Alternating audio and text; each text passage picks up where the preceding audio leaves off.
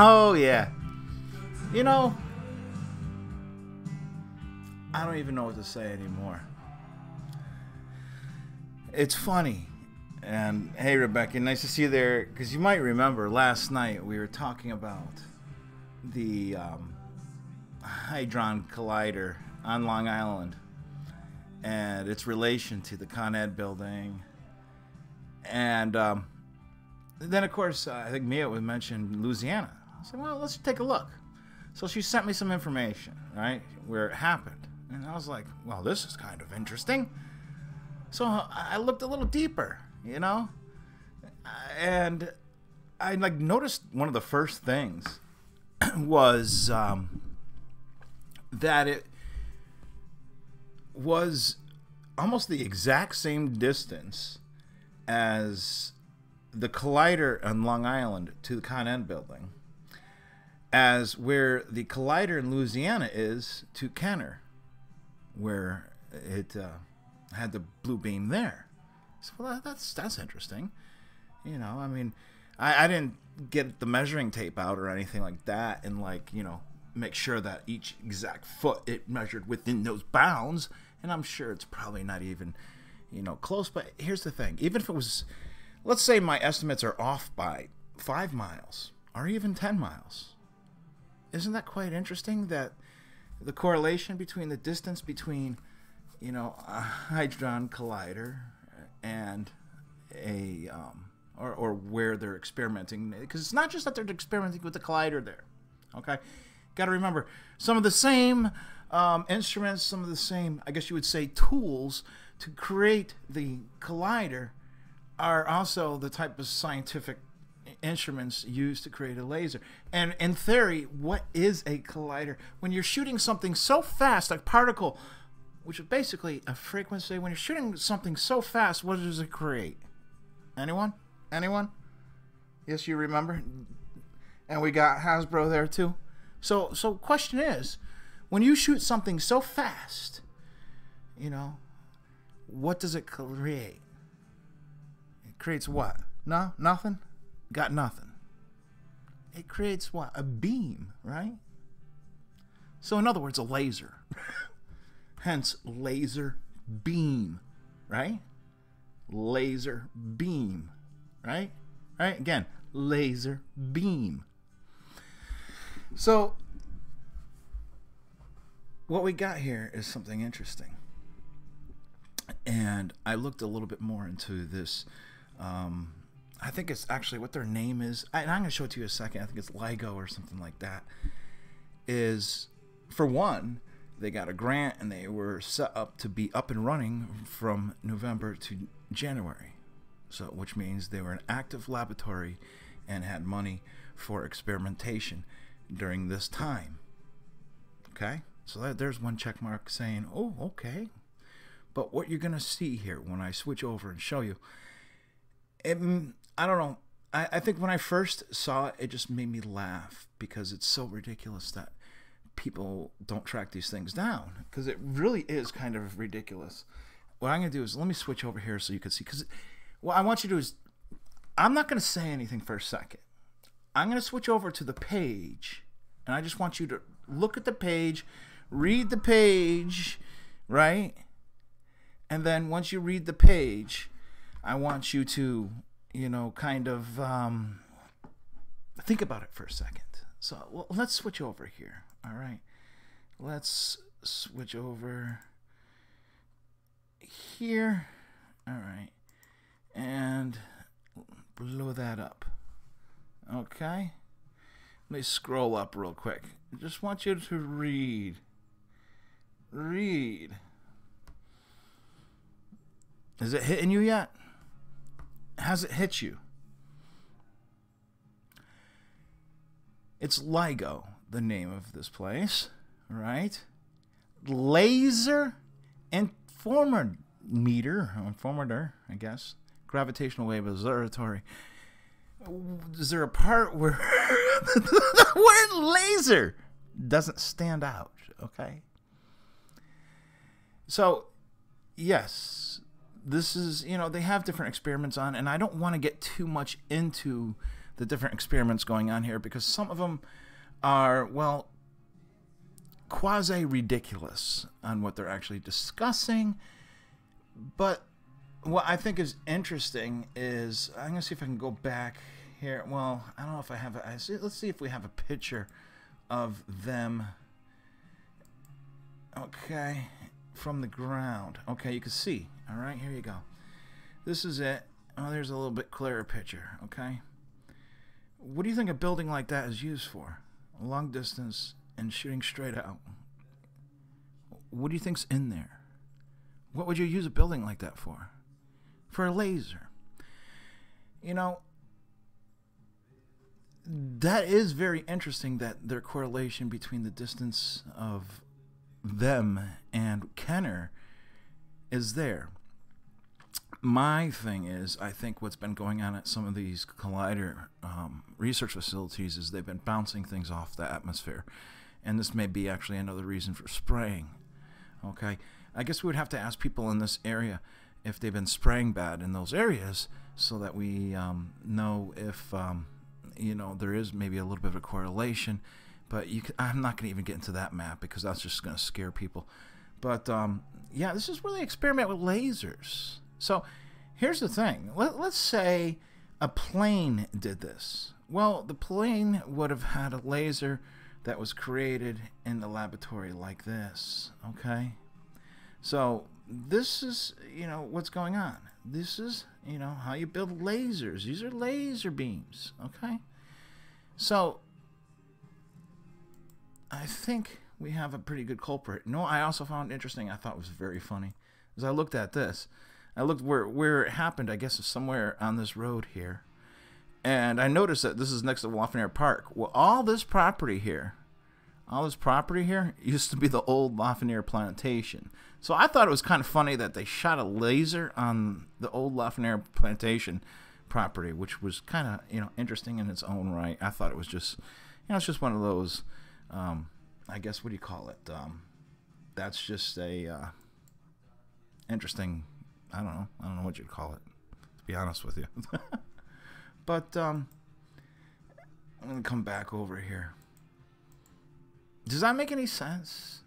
That, you know, we have laser facilities in the vicinity of a laser? I don't know. But I thought it was just fascinating. You know, could it have been something else? Sure, it could have been. But I think they're also using things in the sky to reflect and bounce and direct where they want beams to shoot. Okay? This is practice for them, you know? You know, I mean, the thing is, with Caltech being involved in the Louisiana laser, right? And you have Caltech involved in the plane lasers, okay? So it could have been the plane that had the laser, right? Because they're the same people basically working in both places. They work together out in California, and they work, you know, in Louisiana. Same, you know, Caltech. And Caltech's also famous for working with lasers. So could it have been a plane? Sure, could have been. And maybe they wanted to shoot it close enough to the facilities so that the researchers can study it. That could be also another situation. I don't really know. But one thing we do kind of have to start understanding is that the scientists that would be involved work at these places. So, in other words, these people at these hadron colliders have some explaining to do, right? Am I wrong about that? I don't know. I guess. I don't even know. We had colliders in the U.S. Oh, we have them all over the freaking country, and we have them all over the world. Okay? It's been my belief that they're taking a role in the future of electricity. Okay? Whether they're going to be used in charging particles in the sky so that you can draw electricity from it or whatever it is. But this is the future of free energy, I think. You know, this could be part of the space fence, you know, for, you know, what they plan for the future, because I do believe they understand, right? They understand that people are going to be fed up to the point that they want free energy. But of course, they can't give it away for free, so they're going to have to experiment on all kinds of different things. They're going to want to be able to control things and direct. They need to make sure that they can control the input, output, and everything else, and where if something goes wrong, it goes. You know, in other words, all right, let's say you got a hadron collider, or you have something like this, right? That is basically like a power generation plant, right? And let's say there's one in like Louisiana, but you need to direct power to somewhere in like Oklahoma, okay? Well, to direct that energy, you're going to need some experimentation on how to direct that energy, right? Hence direct energy, right? So you have to be able to experiment a little bit on directing that energy. And if you notice, it's hitting transformers and power stations, okay? Well, that may be intentional because, you know, if you're going to receive energy in one place, you know, a power station or a substation, that's going to relay that energy to a home or whatever, you need to direct it somehow. And there needs to be some experimentation on where to direct it, okay? So this could be what it is. And then if you can pick up the psyop end of it, where you scare the shit out of people and, you know, scare them that there's aliens or whatever you want to scare them for, this works too, right? You know, I mean, that's what direct energy is all about, is directing it, right? Direct energy in a direction, in a point. And so we have to take in all kinds of different evidence when we look at things. We look at the fact that it's hitting power station, it's hitting what do you call it? Transformers. Okay, you know, the wildfires, that could be more of a weapon type of thing, and this could be more of an experimentation type of thing that is also just used to scare people. I don't know, but I think it's quite a coincidence that you have two lasers that go off, and they happen to be the same equal distance from a what do you call it? From a collider. Now, here's the thing, right? If you're gonna run an experiment, right, you have to be able to duplicate the experiment. Okay, so you run the experiment, it works, and it says, okay, you're able to get a direct weapon or a direct energy to go to a power plant, and I estimated about 100 miles away, right, or somewhere in that range. Not 100 miles. I can't remember what it was off the top of my head. I'd have to go back and look again. But anyways, if you have a directed energy, and your experiment is for it to go a certain distance, right? You need to duplicate that so that there's more reliability in that, you know, for that theory that this is going to work. And if you want to get more money from the government or whatever else to back up more research, you need to duplicate that research a little bit, right? So what we had is we had two experiments, basically equal distances, and basically equal results. That's enough to go to the government and say, hey, look, we need more money. Just like we saw where there may have been cuts to this Brookhaven laboratory. And now Brookhaven can say, well, look, we're making progress. We need more money to further this progress. To me, that makes sense. You know? Yeah. Yeah, I mean, it's Tesla. It's Tesla technology in a way. You know, here's the problem. What I think they're doing is polluting the Tesla technology. Okay, you got to remember. All right, Tesla's technology in a way. Yeah, there's free energy. In theory, a lot of his theories are, you know, basically should be for where people can just basically put a device in their home and receive energy from the Earth itself. In theory, but that can't happen in a economy. You know, they have to have ways to have control of our energy. You know, they have to have control of everything. I don't think they don't have to have it, but to them, in their minds, they have to control our energy. Because, hey, how are they going to make money just off of you know, getting free energy? You get free energy, you know, you don't need the government as much because, hey, look, I'm not tied. I'm not sucked into their grid. Okay, their grid, whatever, whether it's a space fence or the power grid, you're tapped into it. Okay, once you gain independence, you might start freeing your mind and saying, hey, I don't need this, I don't need that, I can live off the grid, I don't have to be involved, I don't have to participate in society, I don't have to go along with their laws, I'm going to fight against them. So having people tied down, I think, is very important to them. And so they want to control whether it's free energy or not. In other words, it's not going to be totally free. They're going to want to control it to some extent. And not only that, is if you really look at it, all right, you're sending directed energy to another station or substation. What you're doing is still tapping people into the grid, also opening them up to the idea of free energy, and it's just a monumental or incremental step towards that total free energy, or where they may sooner or later be able to unleash a little bit as they gain more control of people. They got to have, they can't just open up. They can, but in their minds is what I'm thinking, is they can't just say, hey, hey, here, free energy for all.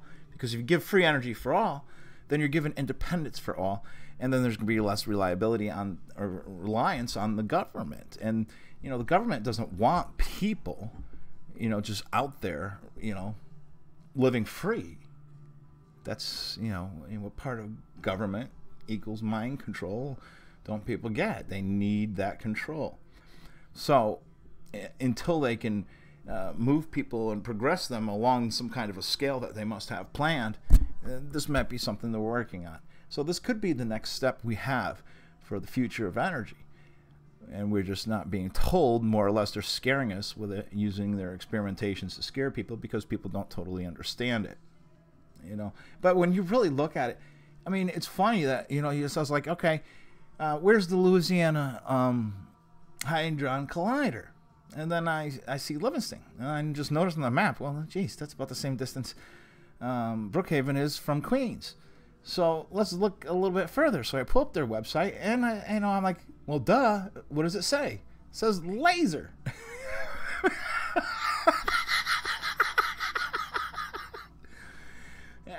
But it amazes me that people want to take the route, and it's like aliens. Okay, listen, all right. It's fine. You can believe whatever you want. I mean, if you really look at the history of aliens, it's the MK Ultra program, and it's a mental manipulation or black magic trick that they play in people's minds and give people false memories. So false memory syndrome is what people may be suffering and not even realizing that they believe in aliens, or even may have thought they seen aliens. And it could come in from a MK Ultra program where they had false memory implanted via technology that they just picked up by, surfing the net or watching TV, and they don't even realize it. Okay, mind tricks. So you control money. Money's their tool to control, and that's their biggest tool. And the tools that we see these scientists playing with are tools that make lasers. So, we have to look more into these things. I wish people actually understood what a laser actually even was.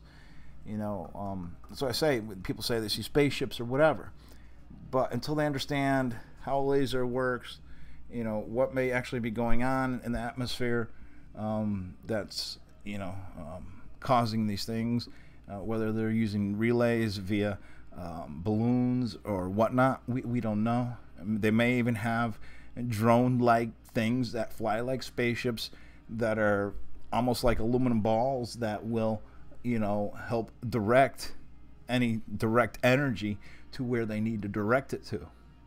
Does that make sense? I hope that makes a little sense.